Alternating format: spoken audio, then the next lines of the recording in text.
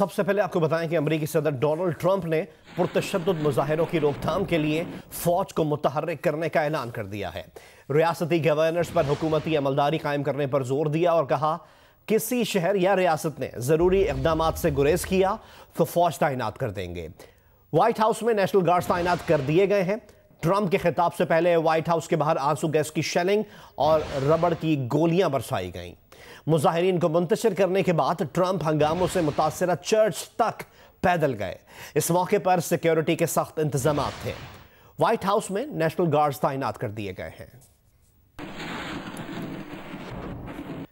America में सियाफाम शख्स के कत्ल के खिलाफ न्यूयॉर्क सिटी, मिनियापोलिस और सैन फ्रांसिस्को समेत दर्जनों अमेरिकी शहरों में 7वें रोज भी एहतजाज जारी है। केंटकी में पुलिस और नेशनल गार्ड्स की फायरिंग से मुजाहिरे में शरीक एक शख्स हलाक हो गया। न्यूयॉर्क शहर समेत हंगामों की रोकथाम के लिए अमेरिका के 40 शहरों में कर्फ्यू नाफिज कर दिया गया है। दारुल हुकूमत वाशिंगटन और 23 रियासतों में नेशनल गार्ड्स तैनात कर दिए गए। जलाओ घेराव के इल्जाम में 5000 अफराद गिरफ्तार किए जा चुके हैं।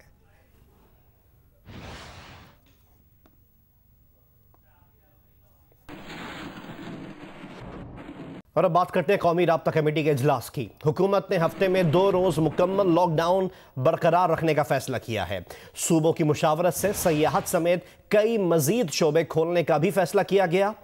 वजीर आजम इमरान खान का कहना है कि कोरोना वायरस ने मजीद फैलना है, अमवात भी बढ़ेंगी। कम अज कम इस साल कोरोना के साथ ही गुजारा करना होगा। अवाम एहतियाती तदबीर पर अमल करें। मईशत का पहले ही बुरा हाल है। 13 से 15 करोड़ लोगों को मजीद पैसे नहीं दे सकते। कारोबार खुला रखना होगा। हमें रिपोर्ट करेंगे नुमाइंदा Geo news Ayaz Akbar. Army chief general Qamar Javed Bajwa ने command and staff college Quetta का दौरा किया है। ISPR के मुताबिक ज़ेर तरबियत ऑफिसर से खिताब करते हुए आर्मी चीफ ने कहा कि तरबियत याफ्ता और पेशावर काबिल फौज ही अमन की जामिन होती है। कौम की हिमायत से पाक फौज एक मजबूत कुव्वत है। फौजी अफसरान बेहतरीन पेशा वराना तरबियत पर अपनी तवज्जो मरकूज रखें। आर्मी चीफ ने कहा कि पाक फौज और दूसरे कौमी इदारे कोरोना पर काबू पाने के लिए मुतहर्रिक और पुरअज़्म हैं। सिर्फ मरबूत कौमी कोशिश के जरिए ही पाकिस्तान को तरक्की और खुशहाली पर गामजन किया जा सकता है। जनूबी एशिया में पायदार अमन और इस्तेहकाम का इन्हिसार देरीना तस्फिया तलब मसाइल के हल में है।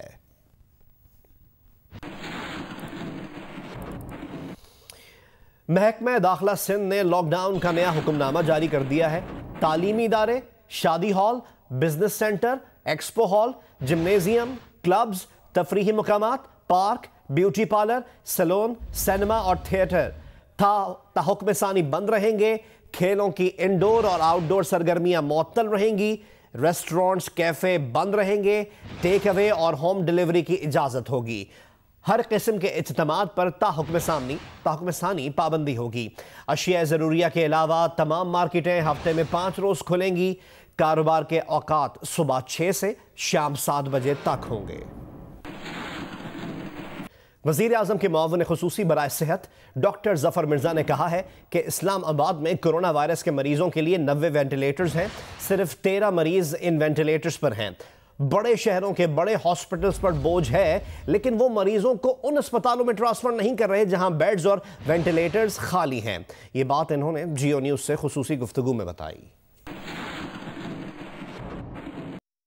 मुख्तस किए गए हैं वेंटिलेटर्स कोरोना वायरस के मरीजों के लिए, उनकी तादाद है 90।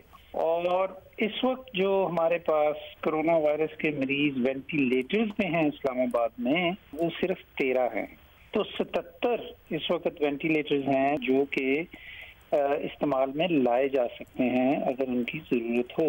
अब मैं आपको पिम्स की सूरत हाल बता देता हूँ। इस वक्त हमारे पास 26 वेंटिलेटर्स हैं वहाँ पे, और उनमें से कई वेंटिलेटर्स अभी फारग हैं और उनके ऊपर मरीज नहीं।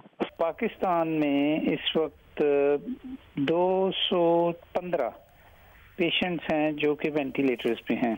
टेस्टिंग जो है वो तकरीबन 15,000 औसतन हो रही है एवरी डे। सूरत हाल ये है कि इस वक्त हमारे केसेस भी बढ़ रहे हैं और हमारी डेथ्स भी बढ़ रही हैं।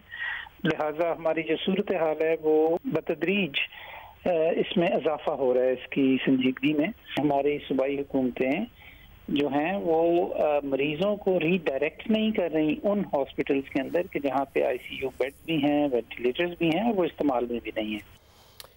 वफाकी वजीर मनसूबाबंदी असद उमर ने कहा है कि वजीर आजम के साथ इजलास में किसी सूबे ने मुखालफत नहीं की, ना ही मजीद सख्ती करने की तजवीज़ दी। जियो न्यूज़ के प्रोग्राम आज शाहजेब खानजादा के साथ में गुफ्तगू करते हुए उन्होंने कहा कि कुछ पुराने शिकवे ज़रूर थे, लेकिन हालिया फैसलों पर किसी ने शिकायत नहीं की। सूबा सिंध ने किसी एक मामले पर भी एतराज़ नहीं किया। कोरोना वायरस पाकिस्तानी मईशत को कैसे मुतासर कर रहा है, कितने फीसद अफराद को बेरोजगारी के खतरे का सामना हो सकता है। गैलप पाकिस्तान की एक नई रिपोर्ट ने खबरदार कर दिया। 2017-18 के पाकिस्तान लेबर फोर्स सर्वे के मुताबिक मुल्क में मुलाजमत पेशा अफराद की तादाद 6 करोड़ 17 लाख है। कोरोना वायरस की वजह से 28% यानी 1 करोड़ 73 लाख अफराद के बेरोजगार होने का खतरा है। कोरोना वायरस पाकिस्तानी मईशत को कैसे मुतासर कर रहा है और इसके बाइस कितने फीसद अफराद बेरोजगारी का सामना करेंगे, गैलप पाकिस्तान की नई रिपोर्ट ने खबरदार कर दिया। पाकिस्तान लेबर फोर्स सर्वे 2017-18 के मुताबिक मुल्क में मुलाजमत पेशा अफराद की तादाद 6 करोड़ 17 लाख से जायद है और कोरोना वायरस के बाइस इसमें 28% यानी 1 करोड़ 73 लाख अफराद के बेरोजगार होने का खतरा है, जिसमें सबसे ज्यादा खतरा सिंध में है जहां इसकी शरह 37% है, जिसके बाद KPK में 29%, बलूचिस्तान में 27%, जबकि पंजाब में मुलाजमत पेशा अफराद में 24% बेरोजगारी का सामना कर सकते हैं। जिन शोबों के अफराद को बेरोजगारी के खतरात का सबसे ज्यादा सामना है उसमें ज़राअत के 25%, कंस्ट्रक्शन के 24%, मैन्युफैक्चरिंग के 20%, ट्रांसपोर्ट के 14% और तिजारत के शोबे से 10% अफराद इस खतरे का सामना कर सकते हैं। कुल लेबर फोर्स में 87% मर्द और 13% खवातीन कोरोना वायरस के पाकिस्तानी मईशत पर पड़ने वाले मनफी असरात के बाइस बेरोजगारी का सामना कर सकते हैं। इसके अलावा दरमियाने दर्जे के खतरात का सामना करने वाले अफराद में 62% मर्द और 38% खवातीन हैं, लेकिन इन खवातीन में ज्यादातर बुनियादी तौर पर बगैर उजरत के खानदानी मददगार के तौर पर काम अंजाम देती हैं।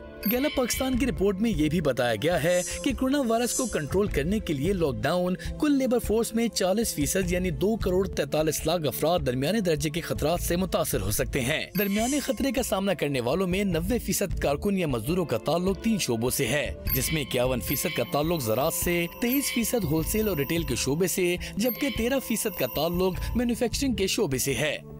पाकिस्तान में गुज़िश्ता 24 घंटों के दौरान कोरोना वायरस के बायस मजीद 78 अफराद जान की बाजी हार गए हैं। मरने वालों की मजमूई तादाद इस तरह 1621 हो गई है। National command and operation centre के मुताबिक पाकिस्तान में कोरोना के मजमूई केसेस की तादाद 76,398 तक जा पहुंची है। सूबा सिंध में 29,647, पंजाब में 27,850, दारुल हुकूमत इस्लामाबाद में 2,893 केसेस हैं। बलूचिस्तान में कोरोना मुतासरीन की तादाद 4,514 हो चुकी है। खैबर पख्तूनख्वा में 10,485 केसेस हैं, जबकि आज़ाद कश्मीर में 271 और गिलगित बल्तिस्तान में केसेस की तादाद 738 हो चुकी है। 27,119 अफराद सेहतियाब भी हुए हैं। एडिटर इन चीफ जंग जियो ग्रुप मीर शकील उर रहमान की गैर कानूनी गिरफ्तारी के खिलाफ मुल्क के मुख्तलिफ शहरों में मुजाहिरे जारी हैं।